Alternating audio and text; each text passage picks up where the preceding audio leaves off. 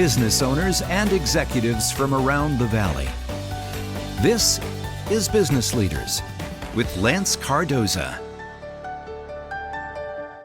Good morning, everybody, and welcome to Business Leaders. I'm Lance Cardoza, and each and every week I bring you a business leader, a nonprofit organization, or someone that's just making an impact in our valley. And Bethany Byrd with 5 Stones Open Door is in studios here at KMPH Fox 26. Bethany, thank you for being on the program. You're welcome. Thanks. So 5 Stones Open Door. Yes. Tell me what the organization is all about. Well, what we do are group sessions and classes for those who've suffered from trauma and abuse, from domestic violence, sexual assault, things like that.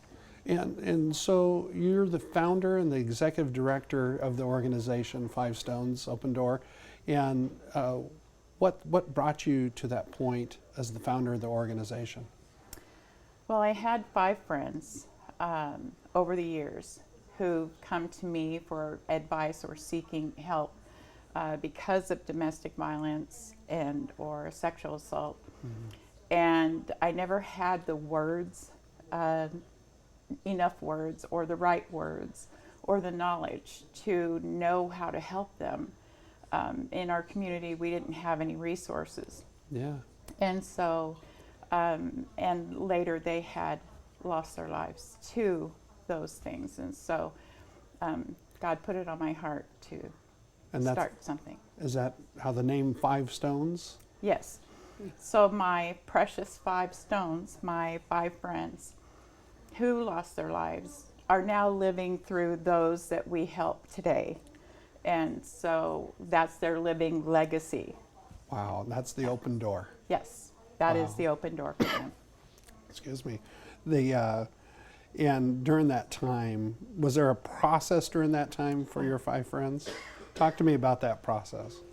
Well, the process for my friends, yes, none of the situations happened overnight. It wasn't as if somebody assaulted them one day.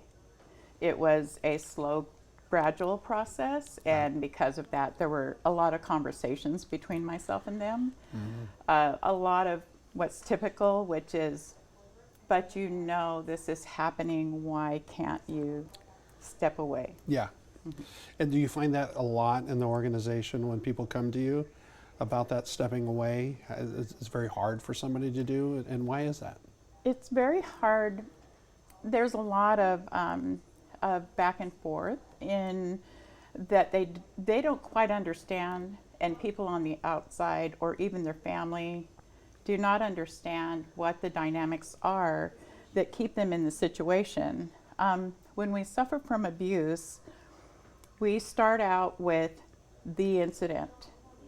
If it happens over time, or if we keep reliving it mentally over time, it becomes a piece of who we develop traits. Becomes so like almost habit. Yeah, it's kind yes, like a habit. Yeah. So it's like it becomes a trait of who we are, and then it becomes part of our personality the further along it gets. And so our body, like Bessel van der Kolk says in his book, The Body Keeps the Score, your body remembers. Even if you're trying to suppress what happened, or not think about it, not deal with it, push it away, your body will keep that. And so it develops like a chemical, almost like a drug addiction. Develops a chemical in there, and you start seeking out that chemical. So it's like an attraction to somebody who has those traits. So you have a similarity with them when you're talking to them. Yeah. And you kind of gravitate towards people who abuse. Wow. Yeah. And because that's your connection to what you're experiencing and what you're going through. Yes. And if not dealt with, probably for the rest of your life, could affect relationships or anything else in your life, just being able to function, correct? Right, correct. It affects your job, it affects other friendships and relationships you have. And especially with someone you're trying to connect with on a relationship basis, then it's more like you attract because there's a commonality somewhere in there. And it's like, oh yeah, you experienced that, I experienced that too. And then it's just an attraction that probably shouldn't happen. Should happen, and Right. it could end like your friends. Yes. And where the name came from Five Stones Open Door, that if you allow that in your life and you continue. So when people come to the organization, talk to me about that. How does that work? So they come to the organization and there's a problem, or Yes. they identify Yes. that someone in my family, we need to help. What happens? Well, we do an intake form. We do a questionnaire to kind of find out where they are at this point in their life. And then we go through kind of opening up the understanding of what it looks like when certain relationships are ones that we really shouldn't be involved in. Yeah. And what that looks like. What does it sound like? What does that feel like? What does that, over time, what does that look like? And when you start to go, oh, when they did this, oh, when they said that, because the things that are said and the things that are done happen pretty systematically and by rote for each person. It's Yeah.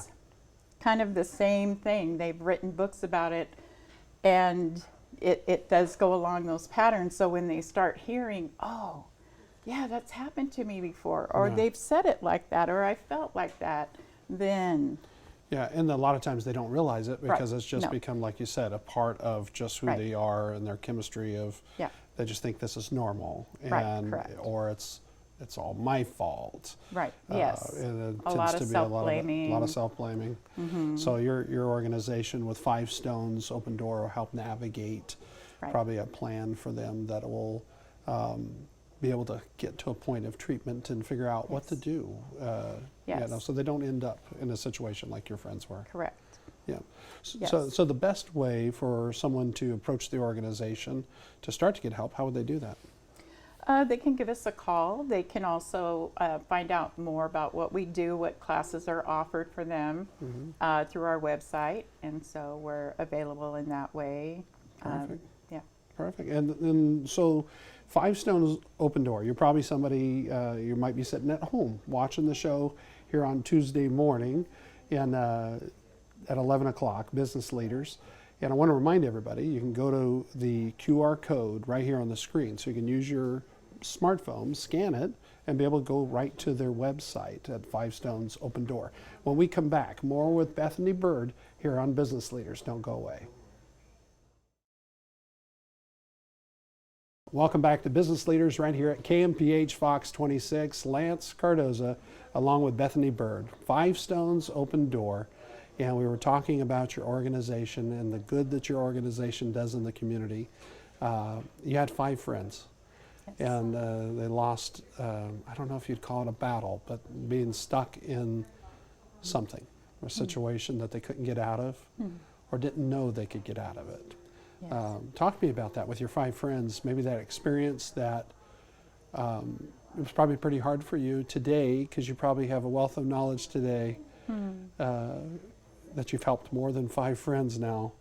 But talk to me about that experience that someone at home that might be experiencing abuse or it's sexual abuse or whatever, any type of abuse that they're receiving, that what should they do? And maybe in your experience, that sense of probably hopeless or lost, and you feel like you want to help them, but you don't know what to do. What should somebody do? Well, if they're sitting at home and they're thinking, yes, this is happening to me, but I don't know how to reach out, I feel afraid, like maybe this is my fault, it's not really their fault, but they're struggling inside. Yeah.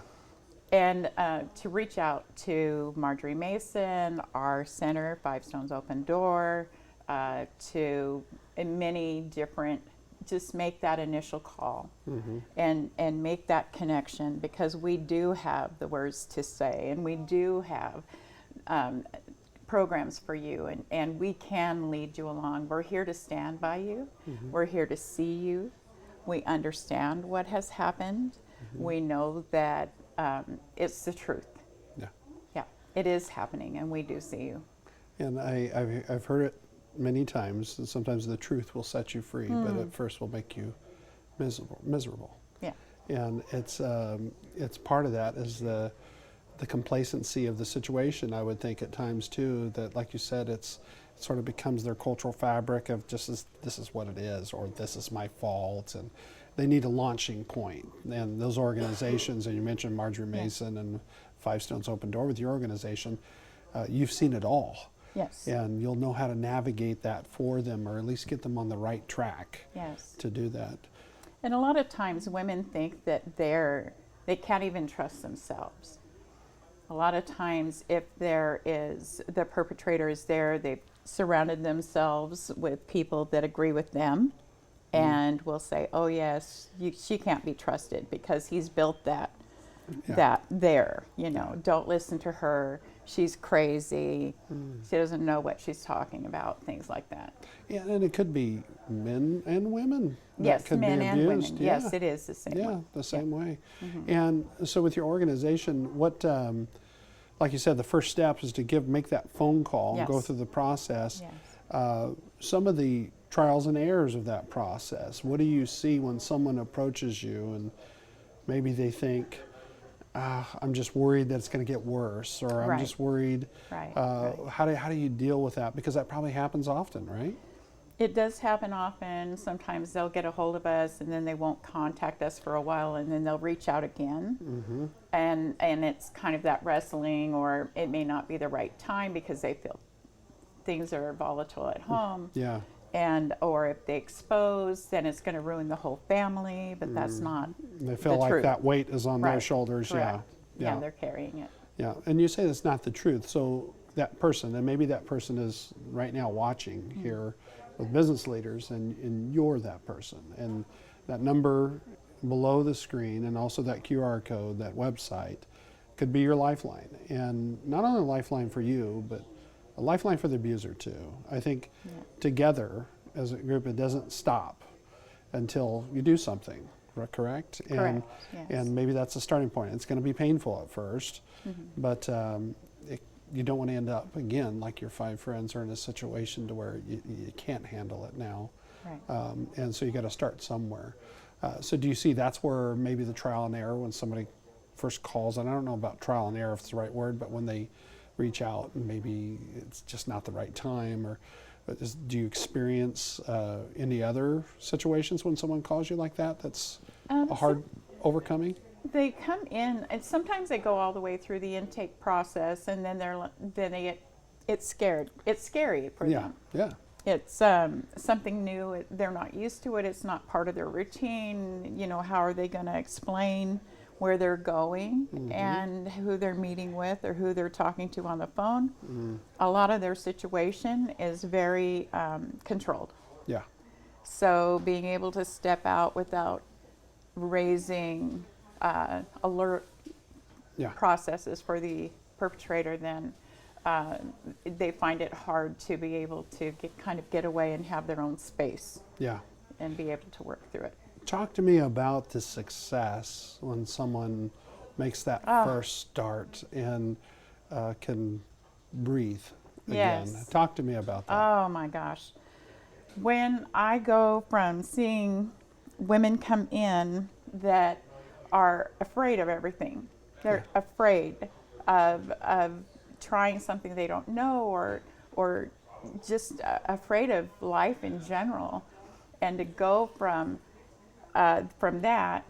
being a scared individual into being able to feel confident and raise their head and speak from a place of authority, which was always theirs. They were just told it was they didn't. suppressed. Yeah. Yeah. You are not intelligent. You don't know what you're talking about. So not trusting themselves to trusting themselves, and to know I can do this.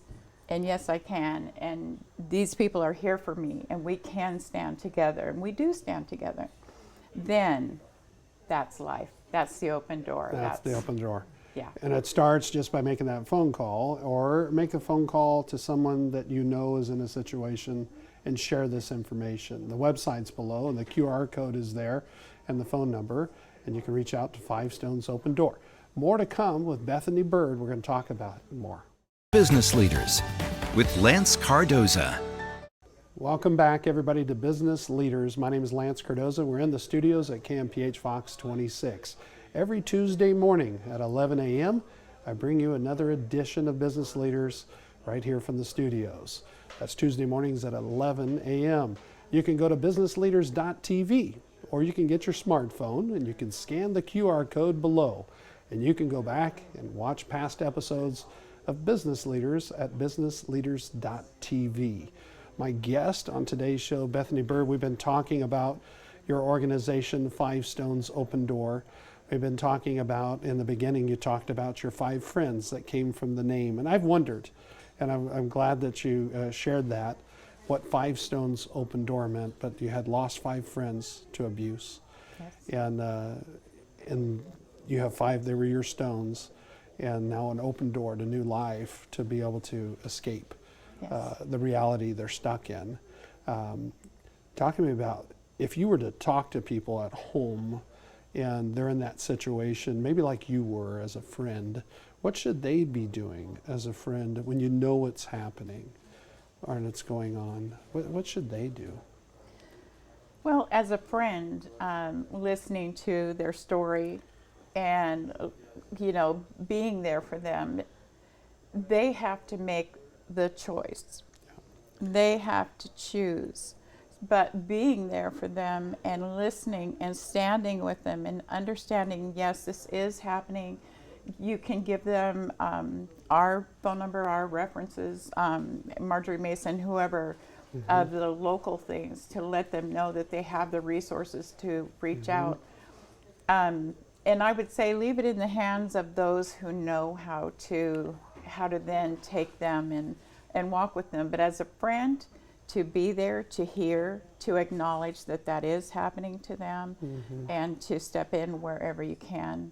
I personally had to make a phone call to the police station one night for a friend who was going through that. So sometimes we would do something like that, but just leave them. And a lot of times too, that friend is that one lifeline, that person they trust and they believe in. So I think sometimes too, it's a duty of the friend to, like you said, step in, and try to. They have to make the decision for their own, and that's part of the reason maybe why not. I wouldn't say that they're in this situation, but why it won't change until they make a hard decision, and the hard decision could save their life. And I think the friend could be there as a confidant. Yes. Like the biggest thing you said, a sounding board. Be able to listen to them and hear that. Do you find a lot of times when people come, do they come alone or do they come with a friend? Sometimes they come with a friend. It's scary. It's hard, and so they do come with a friend, and for that security. And you probably say that's a good thing, right? Yes. Yeah. Yes, absolutely. They're their sounding board, and they're going to maybe help with some reason. Right. And I think sometimes probably the lines are blurred on what is, like they said, sometimes they blame themselves. They blame themselves. They question themselves a lot. Yeah. So it's like, well, this is what I think, but I'm not really sure. I don't really know. Maybe I'm mistaken. Maybe I'm saying it too harshly, or they don't trust themselves. That isn't there. And it could be mental and verbal abuse that puts them in that position at times too, that they start to feel that way and they feel beat up emotionally over it.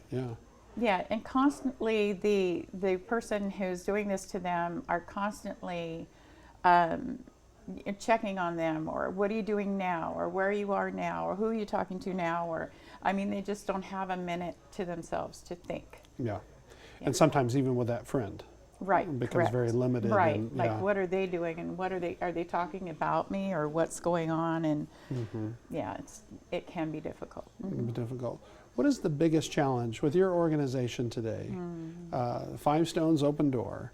And if you just joined us here with Business Leaders, Bethany Byrd, and you're the founder and the executive director, at Five Stones, and Five Stones represented your friends, your Yes. sort of the strength Yes. of the purpose and Yes. opening a door to something new. So Five Stones Open Door, that helps you remember it, or you can go to the website below or scan the QR code, and that'll take you directly to their website at Five Stones Open Door. But Bethany, what is the biggest challenge of your organization? Maybe how people could help, or what are you experiencing now, especially with COVID? And That makes it very hard.